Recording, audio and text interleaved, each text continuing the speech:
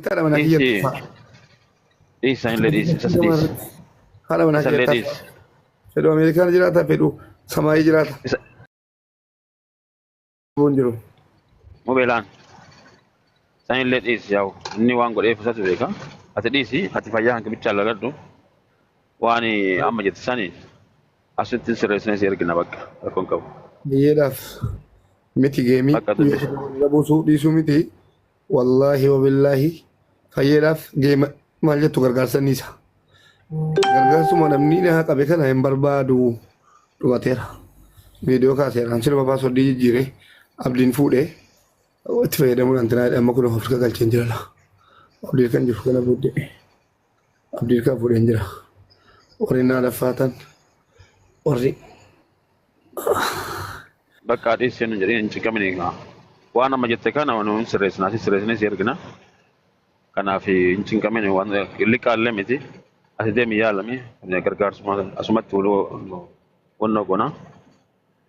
Kanaaf dhiisi nama akka jedhetti dhiisi bira darbe dhiisu wayya waan dhumaa.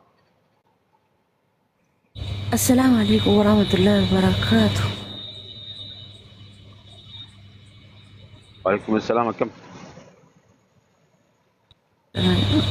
Akka boleettii tokkootiin gargaara nutis nama garaabbii dubbachuu fi ijoollee mana madaamii yoo madaam qimamooti namni jedhee maqaa keenya waan mubaarak musammaa. Deen dubbadhu akkan. Maaliif amma kana wal xiqqeessuun maaliif barbaachisa maajoo?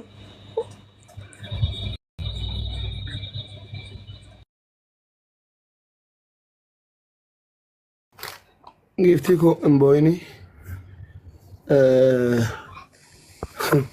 Wanni isin baruu qabdanu kan akka tullu kun kan yaada manaa kiyya bakka isin jirtu tarrabsan bordu'een nan ilmoo koo darban jataan kan rabbiiti. Anna gargaara nama tokkoon hin jenne. Eenyuun arrabseenii? Guyyaa tokkotti na gargaara hin jenne. Mamme yoo rabbi guyyaa qiyaamaatti amante yoo dhuguma maatsanii tokko keessaa baanee jiran rabbiin sodaadhuuti. Rabbitti si gaafadhalaan. Guyyaa qiyaamaatti si gaafadhala. Waan dandeessu naa qopheessi. Dhumate. Kun ijoolleen jiru obbolaan koo kan kaleessas ilaa hadhaa keessaan dubbisanii obboleessoo ilaa hadhaa na wajjin cabaa jiran eegilni jira warra inni jiru jira jechuudha abdadhu jiru kunooti bigi wadiin beekaan bulloon ijoolleen kan isaan waliin dhaabataa turan arraba sodaatanii keessaan hoomii qanaa godhaa jiran jiru waa tokko yaadina ani gargaarsa wallaahi wabillaahi nama tokkoon arrabni koo la wallaahi arrabni koo akka sibiilaatti gogu nama tokkoon na gargaaraa namni hin jedhin jiru nama tokkoon na gargaaraa hin jenne ofumaaf uummanni wal gahee bona mana bonaatti mari'atanii atu dhaxxee yaa'ii kaaftee namni dursee waan argine ijji dursee waan argine kan mutaan of keessaa baasan isa jedhan isaa ta'e inni keetis dursitee barte alhamdulillah tu gargaarsi naan godhamin Gaguma kun ta'ee dhiiseen jira Muniir Galatoomii Ilaame mee namni 460 qalbii miti hundi keessa rabbi si haa fayyisuu ilaame yaa rabbi fayyisuu Mubee rabbi si haa fayyisu abboo rabbi sirraa fuudhu.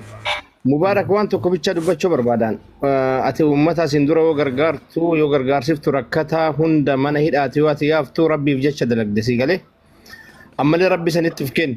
Amma waan biraa dammoo wanti isin jennu ati kalee Oromoof hojjette boochisaan bu'an qabodhan. Ati amma waan kana keessaa bahi Oromoon si yaalu si haa yaalu si yaaluu baatus namni haa gootu si yaala yoo rabbi si fayyisa hin fayyita. Kanaafuu ati aarii keessaa bahi mubee rabbiin sodaadhuuti daa'ima keetiin si qabnee lafee ateetiin si qabnee wallaahi waan qabnu si yaalla amma irraayyuu ati wanna kana keessaa bahiitii ciisi ati fayyaa kan kebicha of laali waan biraa keessaa kanuu bicha dubbachuu barbaadan. Ati kana keessaa bahi. Rabbi sodaadhu kana keessaa bayaati. Kana keessaa bayi Oromoon akka barbaade taa godhu kan keessaa bayi abbaan fete waan fete haa dubbatu.